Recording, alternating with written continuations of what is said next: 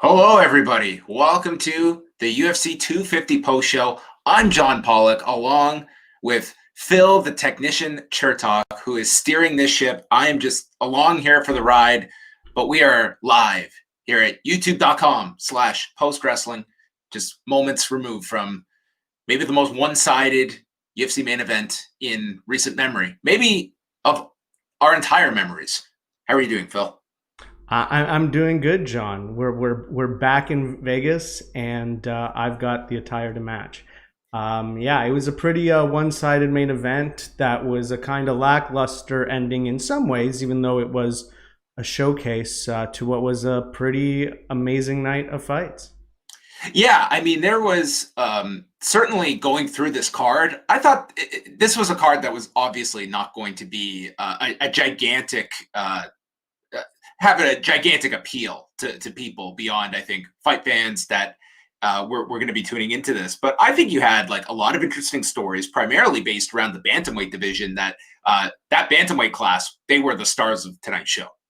Yeah, absolutely. Just some really great fights, some really great finishes all throughout the night. And on the fights that weren't finishes, still pretty entertaining fights. I mean, and it's pretty amazing the string of consecutive good events that the UFC has put on, even long before this pandemic break. So before we get into the fights, we are live. You have put a lot of work into this, Phil. What was tonight like for you? How is the Discord rocking? And how are we doing this? How are we live streaming? How's this going? Yeah, it's going great. Discord was great. We had a lot of people chatting in the Discord channel, watching the fights. People commenting, enjoying the event, particularly the incredible knockouts that we saw during the main card, and a lot of people looking forward to this live stream. So really exciting that we get the opportunity to interact with people this time. We'll hopefully take some questions from either the Discord chat or the YouTube chat later on. But yeah, so far so good. Yeah, I'm in a great mood. It's only 1 a.m. That Sometimes yes. we never know when this is going to be. I think the latest we've ever started was 2. So this is, I mean, this is nothing. Yeah, it's great. I mean, I feel fresh as a daisy, and compared to This is the last. freshest you've ever sounded at the start of one of these. I think it's putting all this burden on you to make sure this stream works. I think it just gets you all wired. Well, that yeah, you know what? To be honest, that is a part of it. I was a little bit extra cautious. Like, well, I mean, on it. Look, to be perfectly frank, and I've said this before, when I watch UFC on a Saturday night, it's a leisure activity for me usually. Even though I take the show very seriously, so I indulge in some beers and stuff like that. But I got to keep it straight for the fans because I got to deliver an entertaining broadcast that's together, tight, and on point with the analysis that they expect from myself and yourself, a person whose tweets appear on UFC television. I'm a very important deal. So do not drag down my good name with this stream. I Yeah. only hope, my one request is that we get some of the, as I dubbed them the other night, some filters. Well, I mean, we already saw some, and there will be some more later. I mean, my only complaint is that this is the first time I've had to wear a baseball cap in like I don't know, like 15 years or so, and that's because I haven't been able to find a bootleg haircut place yet, even though I'm in desperate search of one. So I'll just reveal sort of where I'm at with.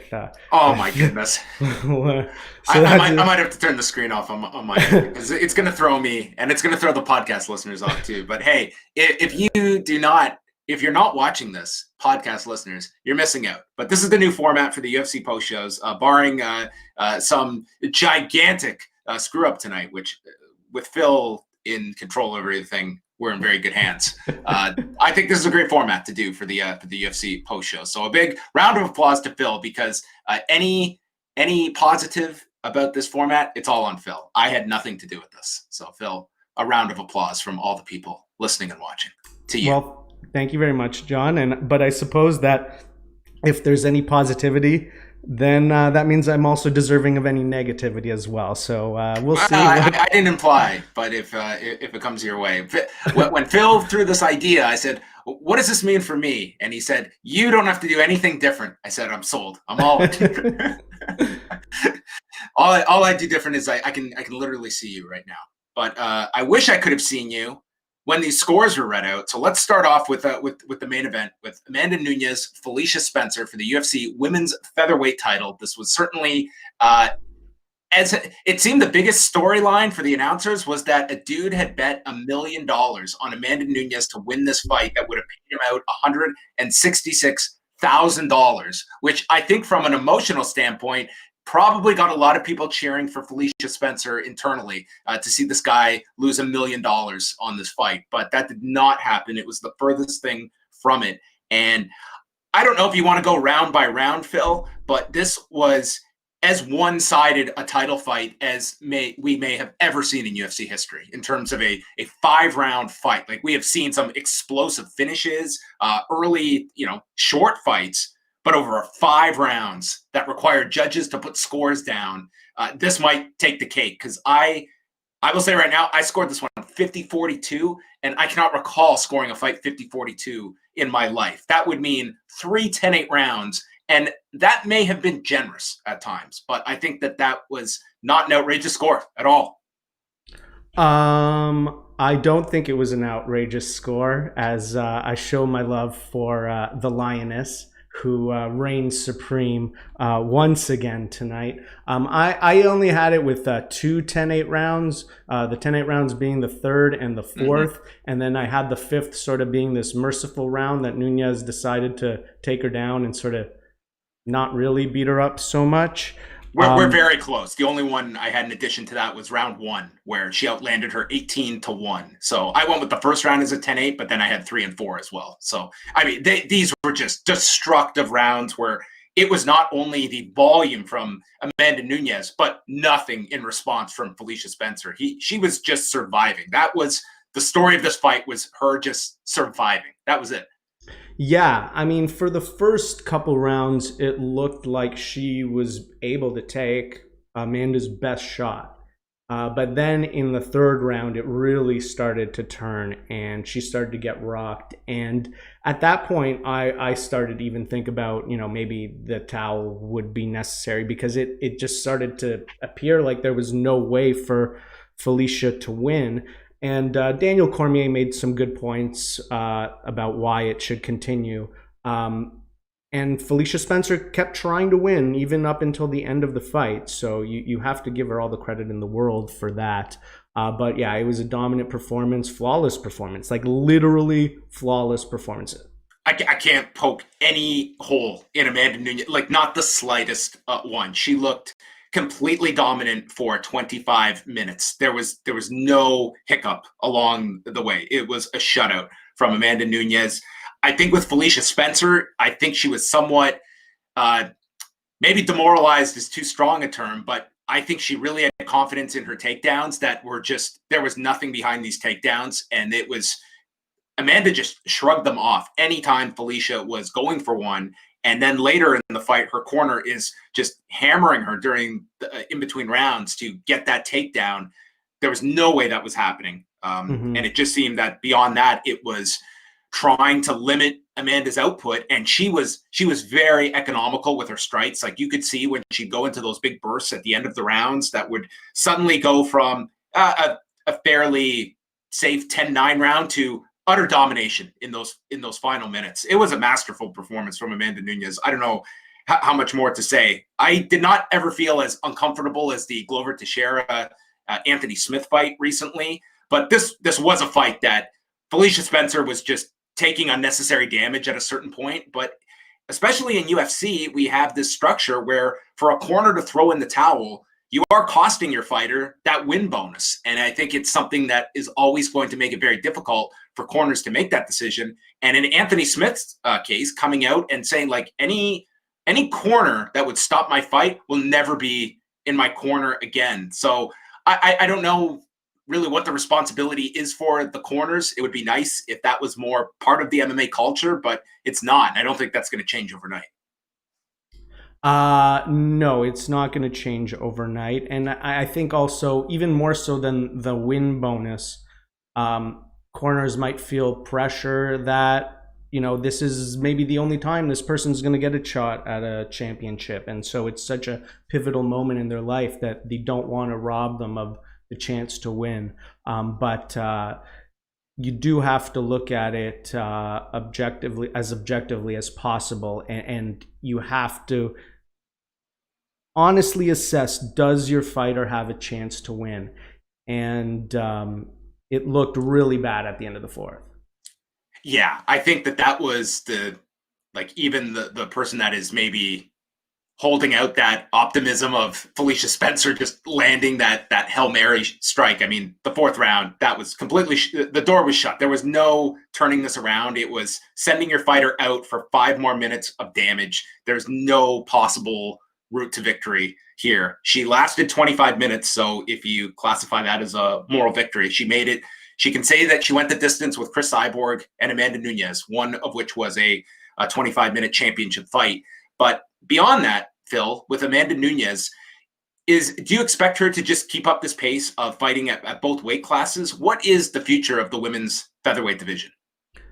I don't know about fighting at both weight classes. To make 135, it's obviously more work for her, and there's just no real incentive to do that if she's able to fight the same people at 145. And in this fight, she's the 145-pound division typically hasn't had a lot of fights, and she hasn't had so many fights at that weight class. And this one, her physique looked the best. She looked as lean as I've ever seen her. She looked very similar to how she looks at 135. And so I just think that 145 is the ideal weight. And unless there's a real financial incentive, why would she go to 135?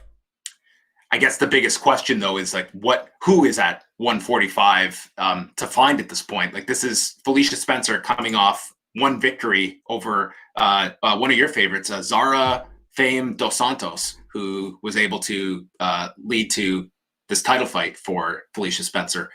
It's a division that, as I look here, do you know who make up the top 5 in the rankings of the women's featherweight division?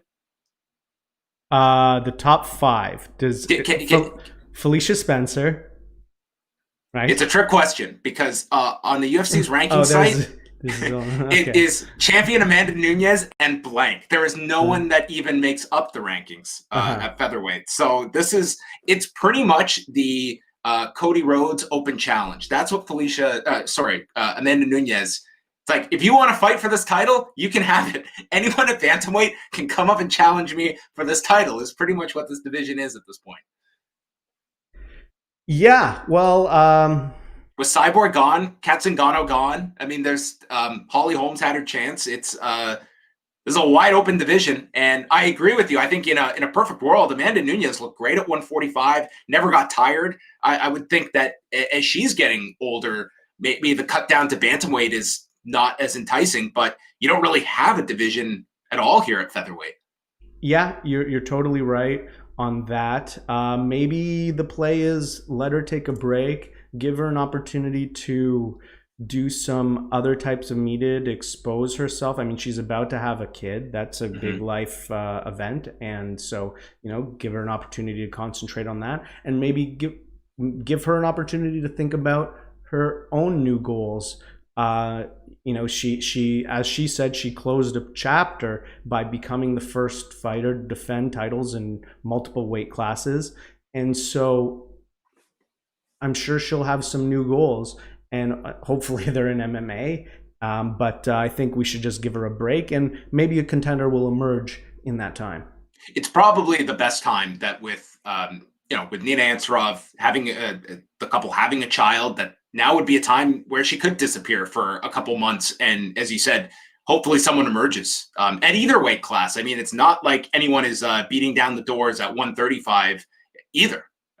It's, Aspen Ladd's kind of in that mix, but I mean, she's gone through quite a lot of the women there as well. So taking a bit of a break, maybe the divisions, some people rise to the top, and 8 months from now, we do have a few names that emerge. Yeah, one can only hope. Cody Garbrandt Raphael Assuncao. This was one of the many bantamweight fights on this card. Cody Garbrandt coming back after more than a year away with 3 consecutive losses. The 2 to TJ Dillashaw and then the knockout to Pedro Munoz last March at UFC 235. He was splitting his time both at Team Alpha Male and then working with Coach Mark Henry for this fight. Raphael Assuncao, he is now 37 years old. He's coming off losses himself to Marlon Moraes and Cory Sandhagen. And in the first round, I thought we saw a much more measured and patient Cody Garbrandt. We got to see him exercise a lot of his footwork. He was using leg kicks. It was a close round. I gave it to Garbrandt here. And then in the second, you see him utilizing leg kicks. Assuncao then starts to get his timing, and he's starting to have more of the momentum as the round goes on. And Garbrandt drills him with his right hand, and he kind of goes down to a knee, and he's insisting it's a slip. And Daniel Cormier is on the seeing the replay saying it did not appear to be a slip. But nonetheless, Garbrandt left no doubt at the end of this with a right hand from the depths of despair that came with a second remaining that just put Assuncao to sleep as referee Keith Peterson waved it off. 4 minutes, 59 seconds of the first round. As clean a knockout as you're going to see, unless you watch the entire main card, and then there might be a debate by the end of it as well, because we got 2 of the year's top knockouts within about an hour of each other, this being one of them. I can't say that this was Cody Garbrandt, I think, so desperately needed this for his career. Oh yeah, absolutely. And not just needed a win, needed an emphatic one. Yeah, and yes, and even a win that just demonstrated a maturation, I think, more so than even anything. And that you definitely got, where, as you mentioned, he was measured. And even in the final sequence of the fight, which was just incredible, the two guys sort of like, they almost took a break, looked at each other, decided they were going to both cock and fire, and Garbrandt was just picture perfect with his accuracy.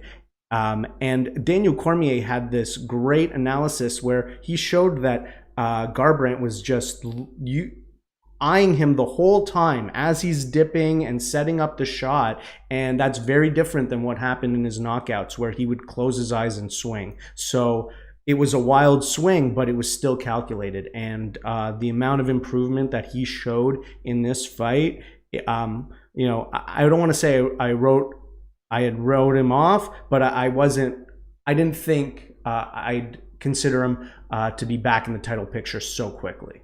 It answered a number of questions. He did take shots in this fight. It wasn't a case of just landing a punch early and we're still, how will his chin stand up to a big shot? He took some shots in this fight. And I would say with this win, we have to completely end all talk of going to flyweight. Can we just throw that idea out the window?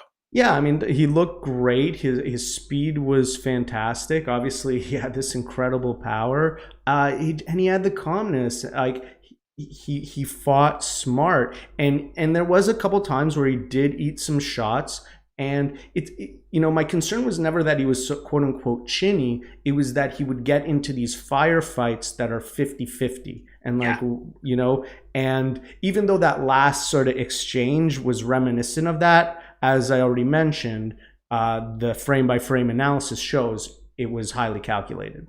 So a gigantic win for Cody Garbrandt. For Assuncao, I think, at 37, this is certainly going to be a young person's weight class where speed is imperative. And with Assuncao, I mean, he was looking fine in this fight, but with 3 in a row in such a super stacked division, you certainly have to be looking at him on the decline at this point. Yeah, I think it makes sense to maybe put him in there with another one of the losers from the division that I'm sure we're going to get to next.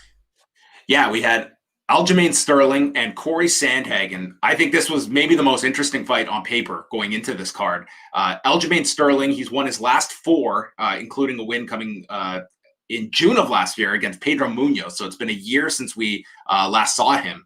And Cory Sandhagen is undefeated in the UFC. He has won 7 straight going back to his days in LFA, and he last fought Raphael Assuncao last August. So Sterling immediately gets on top of his back and pulls him down to the mat, and he's going for a choke, and it's more so right across the jaw. And Sandhagen is able to withstand this pressure. Sterling gives up the pressure, but then still has the body triangle applied. And as he's shifting around, he reapplies, this being a deep choke. And Cory Sandhagen does not tap. He goes out cold at 1:28 of the first round. Just a phenomenal submission by Aljamain Sterling, and wins his 5th in a row and catapults himself.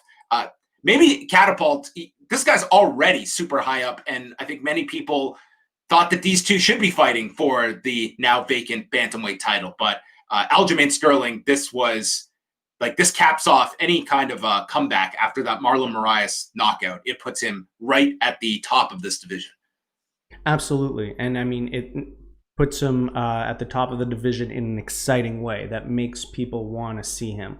It was, it was an even money fight nearly on paper. I was very high on Sandhagen, and Aljamain just sort of just ran right over him. The crank on the first choke attempt along the jawline was just brutal looking.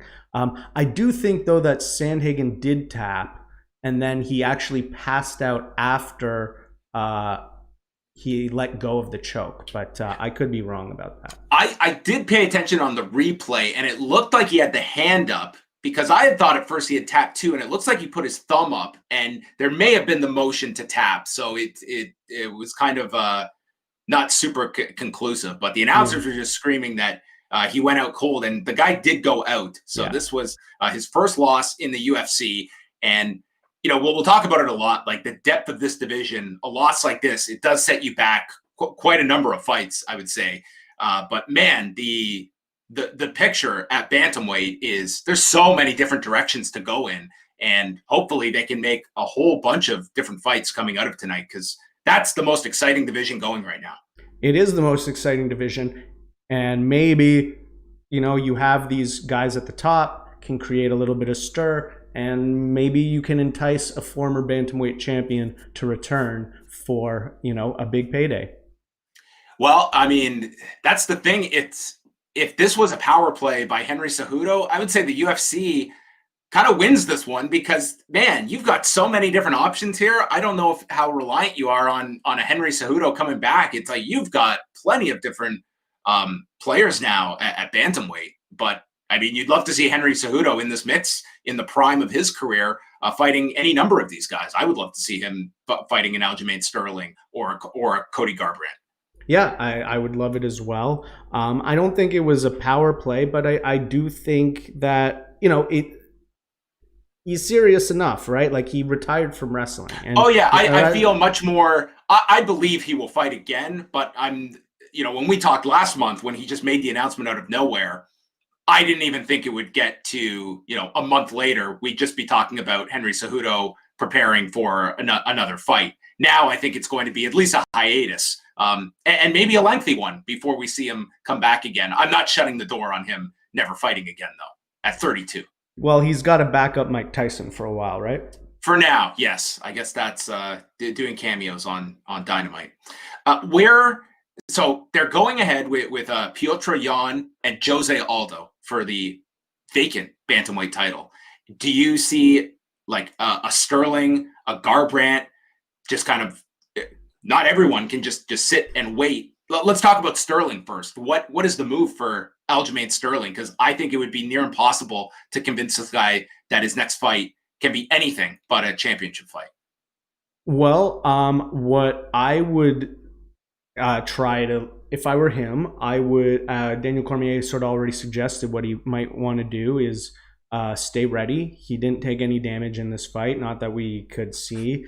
And then maybe try to coordinate a way to get to wherever this mysterious international fight could happen, in case there's an opening. And if there's no opening, then wait a few months, because it sounds like the Yawn Aldo fight is going to be soon. So like they're putting together fights a week in advance. So so I would just wait for Aljamain, and definitely he deserves to be fighting for a title. Cody still has a way to go, right? So But he will. I think he will leapfrog a lot of other guys just because of his name value and the way in which he won tonight. That I think it will piss off a lot of bantamweights. But I could see Garbrandt being right in that mix. Garbrandt, Moraes. You know, Marlon Moraes is the total victim of like he's not even being discussed in this picture. He's the guy that's coming off a win over Jose Aldo, and it feels like he's just totally forgotten at this point. Yeah, it's a loss and then a sort of lackluster performance, even though it was a win, and people seem to just like write you off. But you know, he's a super exciting fighter, and he's getting better. Moraes and Garbrandt. Yeah, I love that. Yeah, dynamite, and that would answer any questions we have about Garbrandt and his ability to take a shot. But that's an outstanding fight on paper. Yeah. Let's just you and I can do the matchmaking. Neil Magny. I don't know. UFC's doing a pretty good job, man. Like all these, like when's the last stinker they had? Well, in terms of cards or fights, cards. Of course, you know you get a stinker because we're about to talk about Neil Magny and Anthony Rocco Martin, which this was the unofficial intermission on the main card. Neil Magny won this fight by unanimous decision, which I think could certainly be questioned. Anthony Rocco Martin was coming into this fight. This is his last fight on his current UFC deal. Magny, this is his 22nd UFC fight. And he's only been in the UFC since 2013. So that's a remarkable output that the man has had. First round, I mean, I would say the first 2 rounds, this was not the most engaging fight. Martin was constantly working for the takedown, and he was able to land a right hand after the break. Magny's kind of using these calf kicks throughout. And I had Martin narrowly winning the first 2 rounds. And then the third comes around, and it's like Neil Magny woke up. And he dominated this third round. He avoids a takedown, and he's just unloading on him with jabs. He's going with hands and knees to the body. And, I mean, this was enough that I think you could certainly argue whether this was a 10-8 round. I did not go 10-8. I had it 10-9. So I had it 29-28 for Martin. But these judges did not agree with me. They had it 30-27, 30-27, and 29-28 for Neil Magny. I am very curious about your scorecard. Who's crazy, the judges or me? You're not crazy.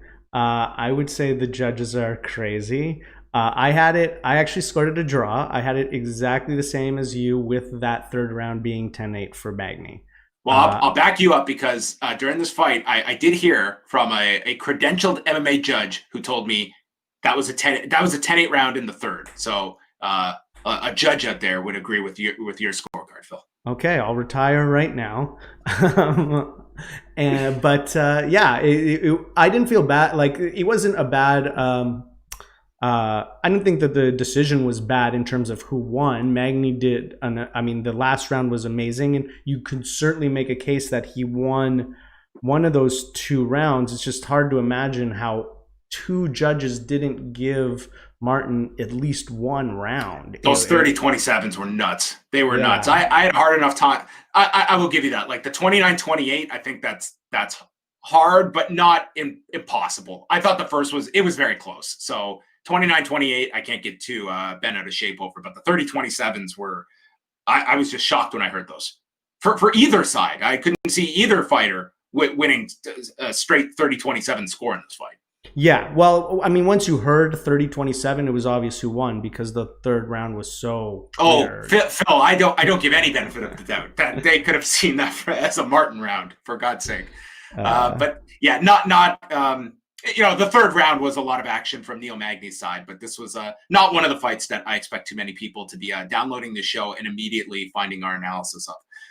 But maybe this fight was. It opened up the main card. Eddie Wineland, a veteran of the sport, taking on Sean O'Malley, undefeated Sean O'Malley, who's coming off that tremendous victory over Jose Quinones back at UFC 248 in March, where he had missed 2 years of action, came back with a very impressive TKO victory.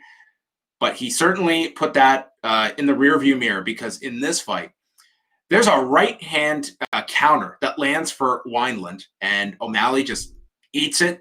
And then he attacks the body. He does a right uppercut feint, and that sets up this right hand knockout.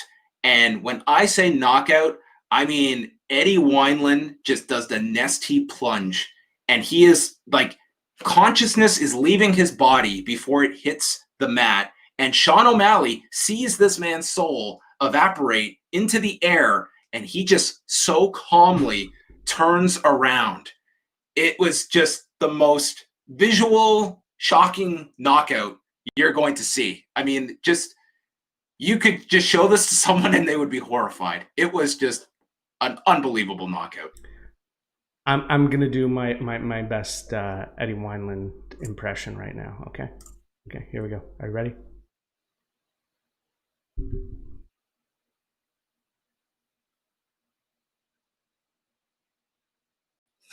Jesus. YouTube.com/postwrestling. All the context necessary. You have just gone crazy with this. That's his soul. That's his consciousness leaving his body. That's dude. This was man. Which was. I'm really hoping we get the bonuses before the end of the night. How do Sean O'Malley and Cody Garbrandt do not both get bonuses? And Aljamain Sterling's going to get screwed out of a bonus. I mean, both those guys have to get bonuses tonight. Those were two of the best knockouts this year. That could finish 1-2 this year. Oh, absolutely. I mean, both of them were incredible in their own way. I mean, both in different technical ways, from a theatrical standpoint. Yeah, really awesome. Yeah, hard to pick. Now, with Sean O'Malley, another piece of this insane bantamweight picture. He is someone that I would not want to see him thrown to the wolves quite yet, but I think that's what's going to happen. That is such a UFC trait that, given this guy's popularity, that you could argue is the biggest potential star of any of these bantamweights. It's Sean O'Malley, but also one that, given the nature of this victory, like, he is going to be thrown to one of these sharks. They're all sharks at bantamweight. So I don't think the idea of bringing this guy along any slower, I don't think that's possible.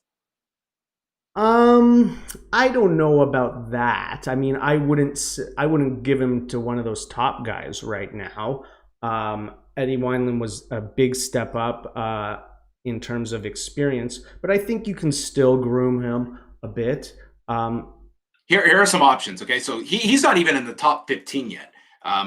From 15 on up, we have Marlon Vera, Song Yadong, John Dodson, Cody Stamen, Dominic Cruz. I could actually see him getting a level of. I don't see him getting like a small name. I could see a Rob Font, Dominic Cruz level, Pedro Munoz, like that level.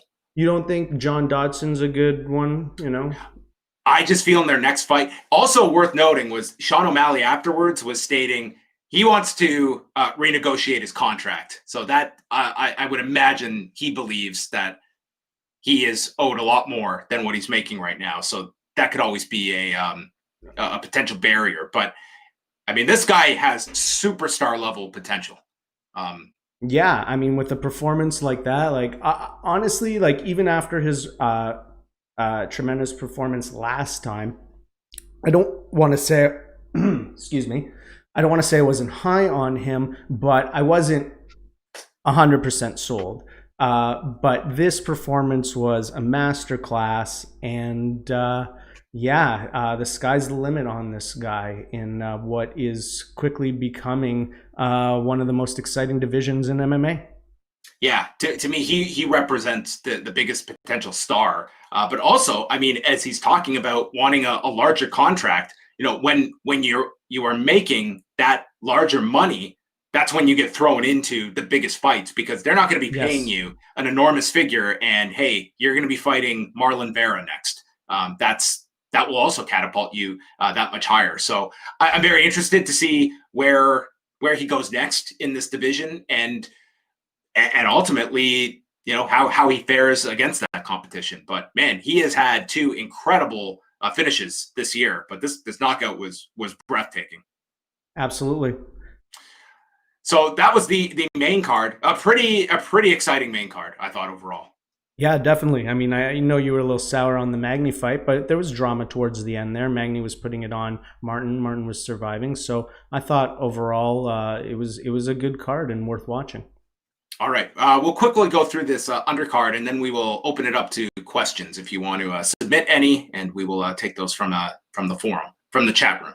Alex Casseras defeated Chase Hooper. This was, kind of dovetails off our discussion of Sean O'Malley. And not to compare him to Chase Hooper. Chase Hooper is much more at the early stages of his career. But this is just a case, Phil, of a guy that was thrown into the deep end. And Alex Casseras destroyed this guy standing.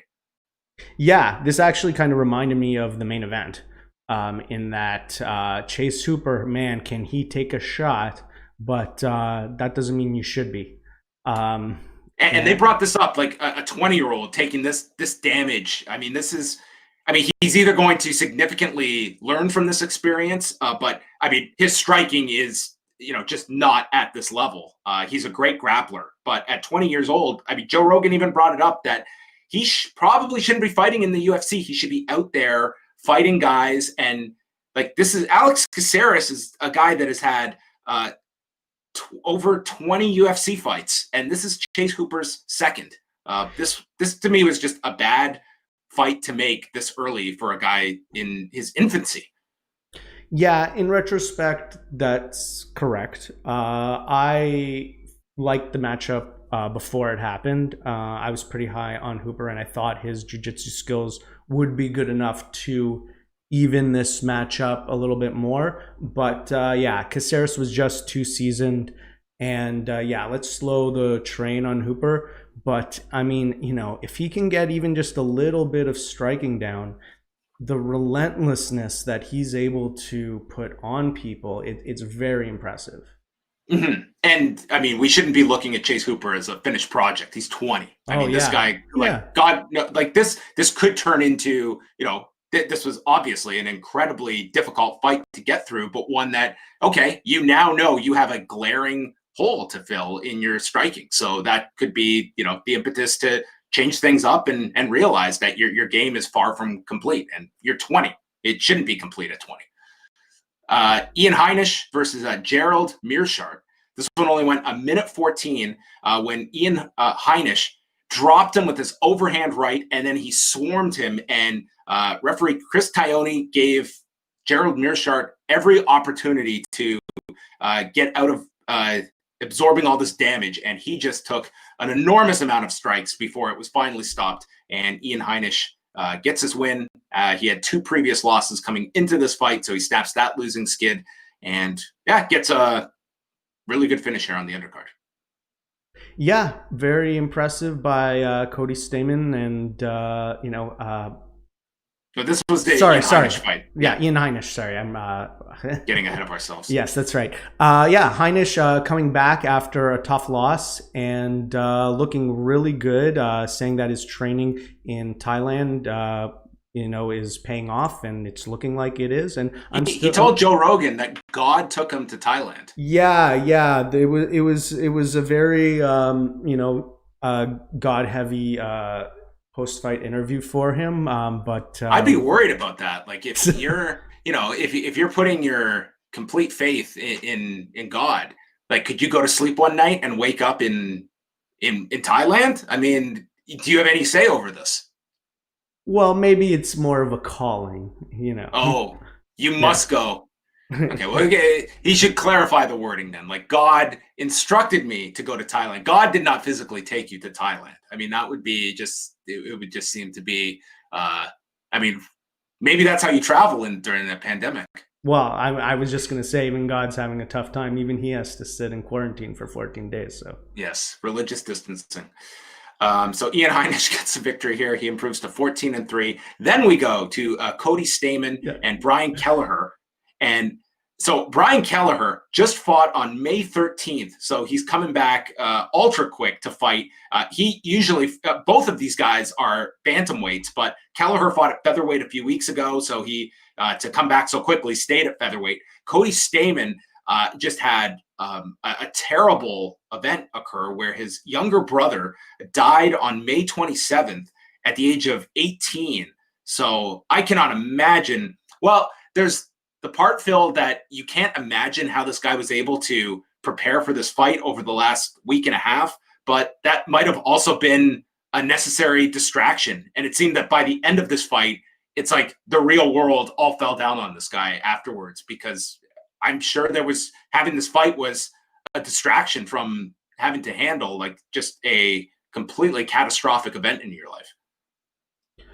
Yeah, like you said, it's pretty hard to imagine, and the details, they don't know the details, the reason why his brother passed yet, and so that mystery could only add to the anxiety around such a horrible event.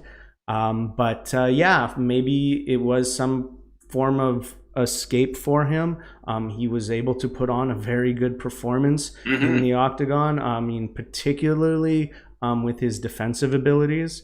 Yeah, when the fight was over, all that emotion that he'd been holding in, it came out on screen for the world to see.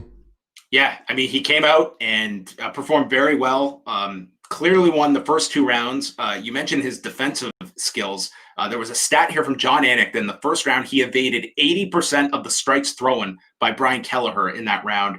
Brian Kelleher had his best round in the third. That's when he started to have some success with his left hand and going to the body. Stamann slowed down a little bit here. So I had it 29-28 for Stamann, but the judges gave all three rounds to Cody Stamann. And when this fight ended, he was in tears, and it was an extremely emotional interview with Joe Rogan speaking to him afterward. And Joe Rogan was choking up as well. It was a very emotional scene afterward. Yeah, I mean, how can it not be? And you know, I think everybody going into this event had heavy thoughts from what has transpired in the world in the last week or so. So I think just in general, emotions are high, and so when you hear such a tragic story that can't even contemplate, really, it's even now, like, I'm getting emotional. So how did you feel about the interview setup tonight? Because unlike the last pay-per-view, Joe Rogan did not get into the cage. These were done on a split screen, where very much like the Contender Series, where they would just bring them over to the back area, and then they do the post-fight interview. I thought it worked out really well. Yeah, I think it works out well, more so than it being in the cage. What I like is that it's the two aspects that I like about it are that it's not in front of fans, so the fighter's not playing to the fans, and the corner men and corner people aren't yelling instructions at them. So it's a one-on-one conversation, and so the personalities really come out. I still wouldn't mind like a interpersonal contact, sort of like that Mean Gene style from back in the day, but that's to come in time. When it's appropriate. Yeah, overall, I think it's a better way for the fighters' personalities to come out. Even guys who are lower on the card, they sort of get a little moment to shine. And who was it tonight that the Hawaiian Maki Pitolo? Yeah, what a great performance he had in his victory speech. He defeated Charles Byrd by TKO at 110 of the second round. This was when they had a close first round, and then Byrd is just swinging wildly, and Pitolo starts countering him and attacks the head and the body, sweeps Byrd to the mat, and just starts landing these huge shots. And when they showed the replay, like, you could see the clean strikes that were landing, especially to the body, that I think did it in for Byrd, who was just finished here once he got swept. And just got hit with all these strikes. So Magny Pitolo gets the win. And several hours afterwards, Charles Byrd announced on Facebook he was retiring. So this was it. Oh, wow. Okay. I mean, how old is Charles Byrd? Let me click. He's 36. Oh, okay. So he's up there. He was 10-7 after this fight. So yeah, he's had some tough losses of late. I think it's 3 in a row that he's lost. So so yeah, probably gonna get cut, and Yeah, and Magny Pitolo has the nickname Coconut Bombs. Okay, coconuts, they're hard to break. Alex Perez, GCA Formiga. This one went 4:06 of the first round. This to me was just two flyweights at different stages of their careers, where one is on the upside and one is on the decline. GCA Formiga, who, he was always like the bridesmaid in this division, but always a solid name throughout the entire existence of this flyweight division. But tonight, he was so much slower. Alex Perez just was so much quicker and attacked him with leg kicks. His hands were flying, and I mean, it was just Alex Perez to me, just dominated this. He ends up attacking him with a leg kick, and Formiga loses his balance and then takes another leg kick. And this time, the fight gets waved off. That's how brutal these leg kicks were. And Alex Perez improves to 24-5. He's 28 years old. And yeah, his only loss in the UFC has been to Joseph Benavidez. Yeah, and there's no shame in that. Benavidez being, a long-time top contender in the flyweight division and even in the bantamweight division. Super good performance by Perez. His footwork was amazing, and yeah, these calf kicks, as the commentators were mentioning, are becoming the deadliest weapon in 2020. Devin Clark defeated Alonzo Menafield, who was an undefeated prospect coming off of Dana White's Contender Series, where he won a fight in 8 seconds. And this was the longest fight of his career. He has never gone to the judges. His last 4 fights didn't even get out of the first round. But that's the kind of the double-edged sword. That's a really impressive looking record on paper. But then you question, well, how will he do against someone that can take him deeper into a fight? And we found out that question here. He had a round in him where he nearly finished him in the first round. But then in the second, Devin Clark turned things around. He won the second and third. And, Menafield, it was a difficult task for him to get through 2 and 3. So they went to the judges' scorecards, 30-27, 29-28, and 29-28. That there is no way Alonzo Menafield lost that first round. But nonetheless, I thought the right guy won here in Devin Clark. Yeah, I definitely I agree with pretty much everything you were saying. I do think that there were some positives to look at for Menafield, despite getting tired. I mean, he's got a lot of power. It's just a matter of being able to conserve that power. I think that he's still a young enough guy that I think we will see a lot more of him. Yeah, for sure. Yeah, I think there's a lot of bright side. And, he hung in there in this fight, got a lot of Octagon time. That experience is really important. So he'll be able to understand what that 15 minutes is like and what his output can be during that time. And the opener was Herbert Burns, the younger brother of Gilbert Burns, who just defeated Tyron Woodley last weekend, submitted Evan Dunham in 1:20 with a beautiful setup for this rear naked choke where Burns was taking some strikes before he got Dunham's back, secured the choke, and just rolled him over to lock in the submission and submit Evan Dunham, who was coming out of retirement for this fight after walking away in September of 2018. So we have Gilbert and Herbert Burns now to focus on in the UFC. Yeah, I mean, is this the new deadliest sibling combination in MMA? Are these guys out to put the Diaz brothers on a run for their money? Well, I mean, the Diaz brothers, I mean, you have to, we're coming up on, we have passed 5.5 years since Nick has fought. So I don't know how you still classify Nick Diaz and his relationship to the sport at this point. And the Nick Diaz army is still alive and marching. Well, that was UFC 250. I would say a pretty entertaining card overall, and I didn't really doubt it would be. It looked like a lot of fun fights on paper, and one that I didn't expect was going to have the interest of 249 last month, but one that I mean, I'm curious. Do you think that this will get a bit of a bump just because 249 did way beyond most people's expectations? That there is UFC has done very well during this pandemic period with these cards, whether it be pay per view or a larger viewership for their fight night cards. Yeah. I mean, this card in particular, I'm curious about. I did get a little bit more interest than I usually that I would have expected for this event. It really was all on the back of Amanda Nunes. So and this idea that there's nothing really else out there. Mm-hmm. So I am curious to see if the sort of desire that was in the audience because of the lack of content for such a long time, if it's still there, if the streak of exciting fights is going to help this event. And Amanda Nunes is an amazing athlete, and so sometimes it feels like you just need to wait these things out until these stars have these breakthrough moments. And I'm not saying that this was that, but maybe it was. Mm-hmm. Yeah, I don't really have high expectations for how this one performed pay-per-view wise, but we do have the bonuses in. So there was no fight of the night bonus. So instead they gave out 4 performance of the night bonuses to Aljamain Sterling, Cody Garbrandt, Sean O'Malley, and Alex Perez, $50,000 each.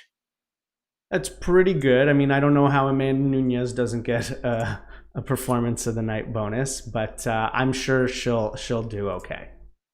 And I don't even know if this is worth discussing, but Conor McGregor retired again tonight. He wrote, "Hey guys, I've decided to retire from fighting. Thank you all for the amazing memories. What a ride it's been. Here's a picture of myself and my mother in Las Vegas. Post one of my world title wins. Pick the home of your dreams. Mags, I love you. Whatever you desire, it's yours." So I think that means this guy's getting ready to fight soon. Yeah, well, it sounds like there is no one I believe less in this world on his retirements. Just the fact that we could go through a top like 4 to 5 retirements Conor McGregor has gone through at this point. I put zero stock. Does that even count as a retirement? Just because you tweet it, just because you say like it's treated like it. I mean, you're going to see every MMA site is going to report that he is retiring, and I think it's like, how much credence do we give to these tweets? I give no credence. I give no credence. I would give no credence to anyone's retirement tweet, right? Like if you're going to retire and you're a pro athlete, you retire with a tweet, with an Instagram post, with the press release, with a combination of things through, a variety of channels. Conor McGregor's a half troll, so he's trolling. I mean, I don't know why. I guess he wants to fight. Dana says he shouldn't fight until, I don't know, they can squeeze some people into an arena, I guess. But I think Conor wants to fight, so sure. The last thing, just given everything that is going on right now with all of the protests and what's happening, did you expect the UFC to have any kind of message on their broadcast tonight? And conversely, did you expect any of the fighters to kind of use their interview platform to talk about it? I think like Aljamain Sterling brought it up a bit, but that was the only one. Did you expect more, or did you not expect that from fighters?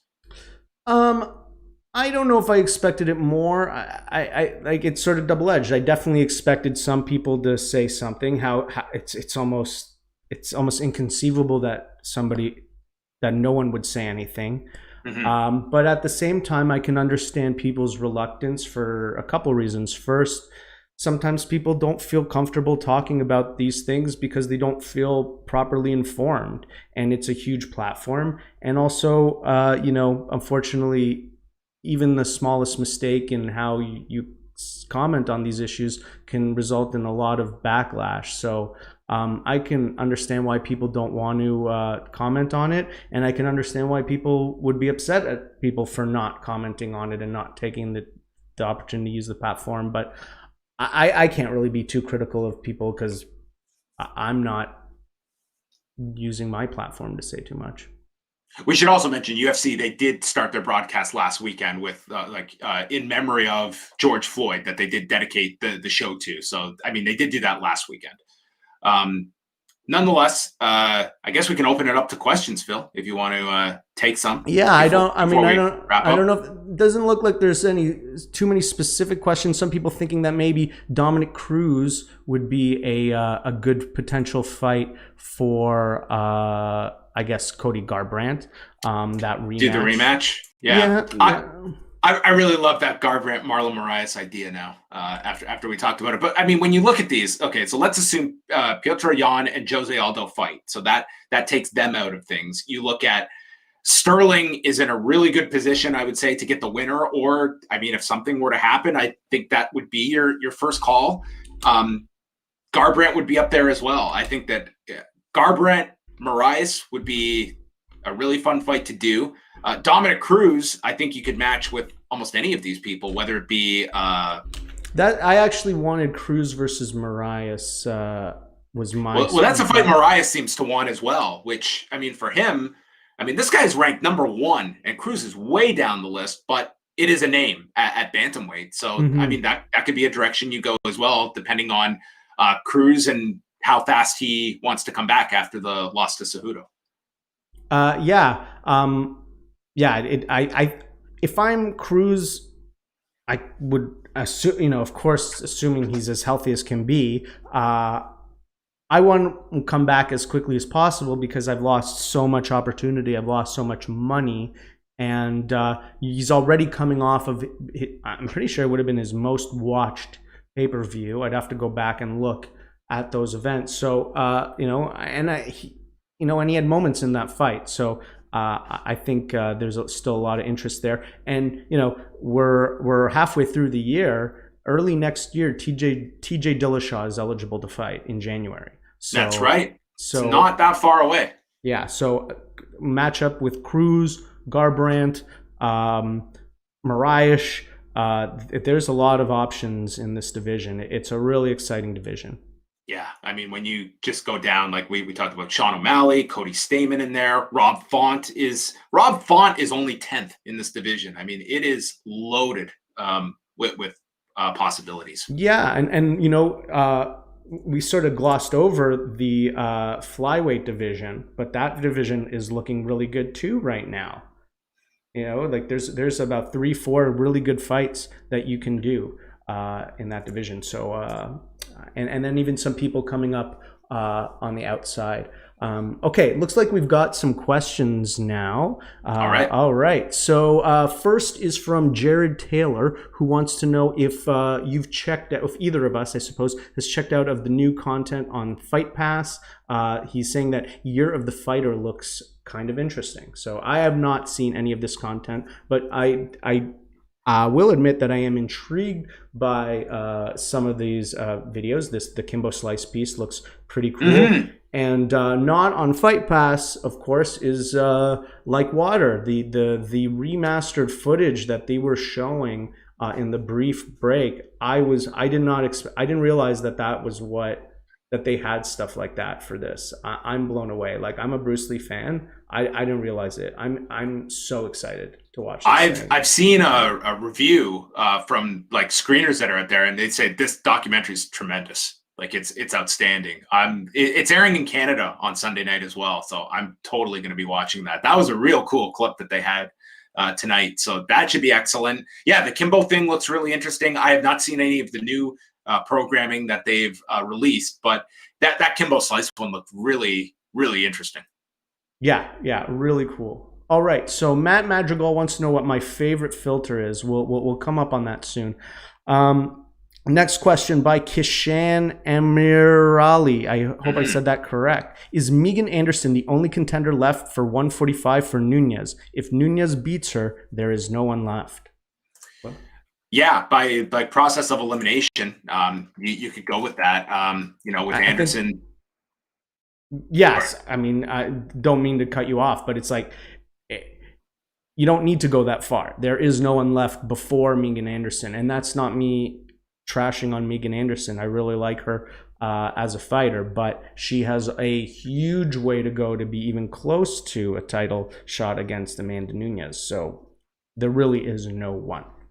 Yeah, I mean, with Megan Anderson's run in the UFC so far, I mean, she had the loss to Holly Holm, Katzengano. I mean, it was kind of a weird finish where it was the kick like right near her eye. Then she lost to Felicia Spencer, and she is now coming off wins against again Phil's sleeper pick, Zara Farin dos Santos and Norma Dumont Viana. Of course. So that is no Wikipedia pages for those for the last two, but yeah, Megan Anderson is kind of the only option at this point, and I think Amanda Nunes is probably due for a break, and maybe she'll just wait for the division to sort itself out. I'm not. I don't know where this division goes ultimately. I mean, it's not like they're bringing in a ton of new featherweights. It's not like this is a division that's growing each passing year. It just seems that as long as Amanda Nunes wants to defend both titles, they will keep this division going. But it's like barely functional as it is. Like it's held up by Amanda Nunes, and the day she would be ever to walk away or lose that title, I think that division is, could be gone. Yeah, but people kind of said that about Cyborg. I mean, obviously, if Nunes were to go right now, there's no option for the division. But maybe you never know how these things materialize. Maybe some contenders can emerge. I do generally agree that the division probably won't be around unless there's a star to carry that title, because there just isn't that many people outside of the UFC who are that good. Like you have a couple people, but they're actually kind of tied up, right? So and none of them should be facing Amanda Nunes. So yeah. All right. Any other questions? Yeah. So last question is, what would you do with Cory Sandhagen? And that's coming from T Darling. T Darling, thank you for that question. I think he certainly is one of the guys that gets most affected in a negative way tonight. I mean, he's someone that I think he's an outstanding fighter, but by his own admission, he's not a guy that is a difference maker when it comes to having a big name or someone that's going to grab everyone's attention. So that loss tonight in the fashion that it did, I think it sets him back significantly. There's still fights for him, and I think that he can certainly work his way back, but this is, I don't see him getting one of those major names that we just talked about, but he will have his opportunities. It's just like all the names we listed, it's just a matter of pairing guys up together. There's a Pedro Munoz out there. There's a Jimmy Rivera, a Rob Font. There's guys out there, certainly, and it's just picking where they are. But I think it's going to take Cory Sandhagen. Let me put it this way. Had Cory Sandhagen won tonight, I still feel he would have had to do more work than others, just because he's not a guy that is going to be your first pick when it comes to headlining a pay-per-view. Yeah, I generally agree with that. But Dana said it was a number one contenders fight. John, you don't believe Dana? He wouldn't lie. He would never lie. Yeah, Sandhagen, not sure what you can do with him. What I would do is, you've got a lot of these bantamweight fights coming up. I think you still keep Sandhagen near that pack, right? Like a top 10 guy he should get in his next fight. So maybe, book him against the top 10 guy at the same time as some of these other bantamweight matchups. So if, somebody falls out, you can slide him in there back into a higher ranked match. But if not, he can still go up against somebody lower in the rankings. Sort of like what they did tonight with all the bantamweights together. The best thing this division can do is get that Yawn and Aldo fight as fast as you can. Like, get this division rolling, and let's get that fight over with. Not that like get over it, but it just creates then where we can move forward with all of these different fights. So I hope that Yawn Aldo fight happens in the next month or two. Yeah, I hope so. I mean, they have an event next week and an event the week after that, and then there's an event the week after that, and most of these cards are not full. So, No. oh, Do you want to take a look at what's in store next weekend? sure, let's go for it. Yeah, are you gonna run down the Um, card here, or run down the? so in the main event, we've got Jessica I against Cynthia Calvillo, Carl Roberson versus Marvin Vittori, where I hope they have all the footage ready from the hotel incident. Murab Dvalishvili versus Ray Borg, Andre Feely against Charles Jourdain, Mark De La Rosa versus Jordan Espinosa. Are you readjusting your Saturday night plans as I go deeper into this card? Charles Rosa. I'm just going to have a party where I'm just going to constantly say Jordan Espinosa versus Mark De La Rosa. Uh, it's going to be Charles Rosa versus Kevin Aguilar. Another Julia. Rosa? Yeah, there's a De La Rosa and a Rosa on the same card. And Then then we have Espinosa. Man. Julia Avila versus Gina Mazzani, Tyson Nam versus Ryan Benoit, Jordan Griffin versus Derek Minner. Minner, That's the chicken card. dinner. That's the card. We have 9 fights in. Oh, there's others. There's others. Arian Lipsky versus Luana Carolina, and Maria Agapova versus Melissa Gatto. Whoa. Oh, I don't know where you're finding these fights. Oh, okay, yeah. Yeah, hey, look, if you're not doing anything next Saturday night, and, what else are you going to watch? Right? Everyone's going to come to postwrestling.com for Eric Marcotte's report and to find out who won in the Rosa De La Rosa fights. And then the next weekend, it's a bit of a better card. We have Curtis Blades against Alexander Volkov, Josh Emmett's on this card, Raquel Pennington, Tisha Torres.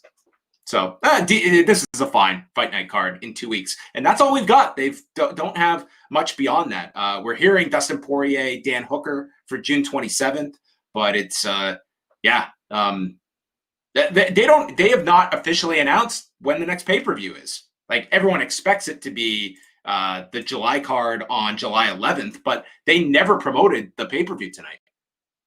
Yeah. Much less like a month out. Like, we don't know any fights. We haven't had the date confirmed by UFC. Mm-hmm. Well, yeah. I mean, well, when did this date get confirmed? This date didn't get confirmed until 3 weeks ago, maybe.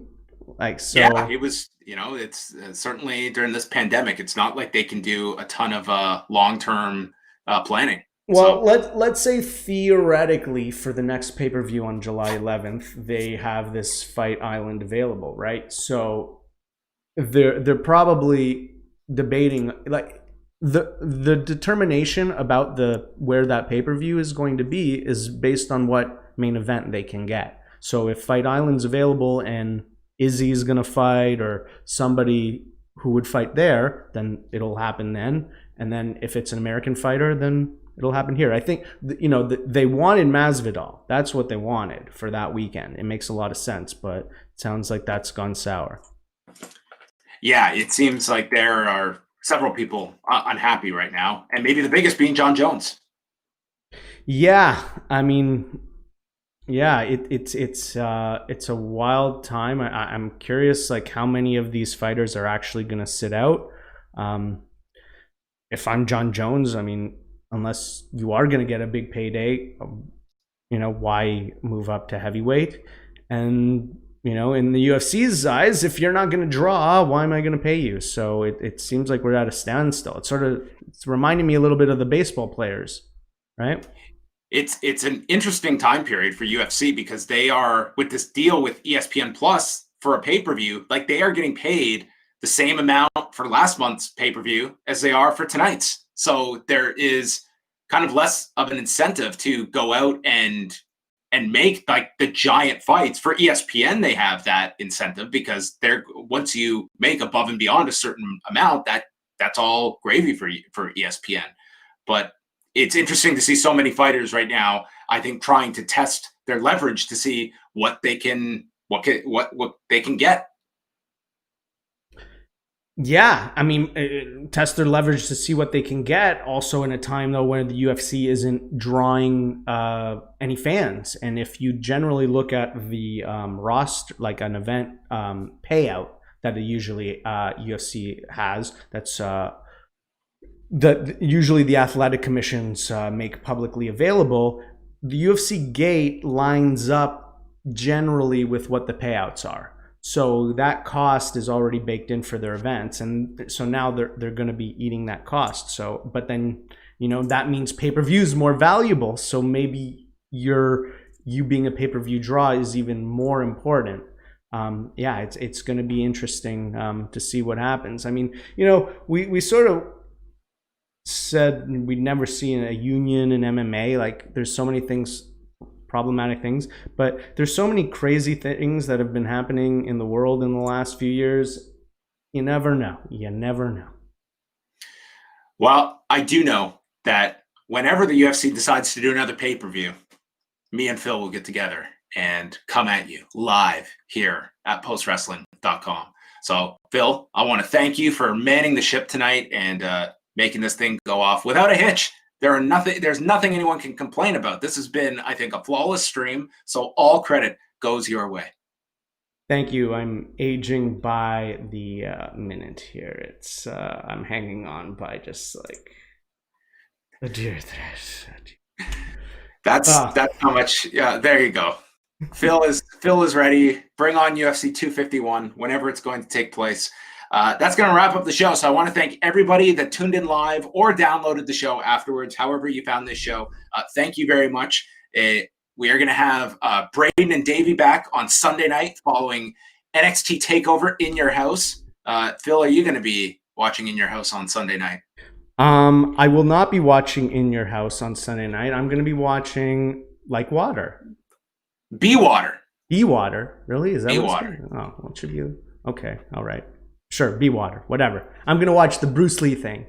I'm really excited for that. And what's the story behind In Your House? What are they doing this month? We've got a taped backlot brawl between Adam Cole and the Velveteen Dream. That's going to be the main event. Cool. And we'll have some matches. It'll probably be a pretty good wrestling show. Awesome. That's great. But I will say, I think I'm more interested in the Bruce Lee documentary, to be quite honest. Yeah, well, that comes every once in a while, and you have a regular stream of wrestling that you're consuming, so it's a bit of a special indulgence. Hopefully you get to enjoy it, not purely in a professional sense. I'm going to find time at some point tomorrow night to watch it. I definitely recommend the Lance Armstrong documentary, though. That's I told you that. Right. I got to watch that. That's on your list. You got to check it out. Yes. All right. That's it, everyone. Hey, just let me squeeze in. Oh, wait. Plug time. Plug time. Yeah, I got to plug my own thing. So if you don't know, I've got my own podcast. It's called the Fish Bulb Podcast. That's right. Like a swimming fish and a light bulb, fish bulb. This week, I'm going to have a great guest, Sam Arion. He's a musician, music producer, songwriter, and frontman for Toronto act, Mute Choir. We have a great talk about his career path to being a musician. We listen to some of his tunes and talk about that, and it's a whole lot of fun. And I had to get him on because John continues to avoid committing. I mean, at first you wouldn't return my calls. Now I'm going straight to voicemail. John, the people have heard you commit to appearing on my show. The sides are at different points right now. We're having our own Dana White, John Jones impasse at the moment, but we'll see. We'll see. It's in the representatives' hands. All right. I'll hold out hope, but it's waning, John. Where again can people go to download the podcast? Yeah, so it's available anywhere you get podcasts, Apple Podcasts, Spotify, or at fishbulb.podbean.com. All right. Well, thanks as always to Phil Chertok and all of you for tuning in to our UFC 250 post show. That is it for us. Goodbye.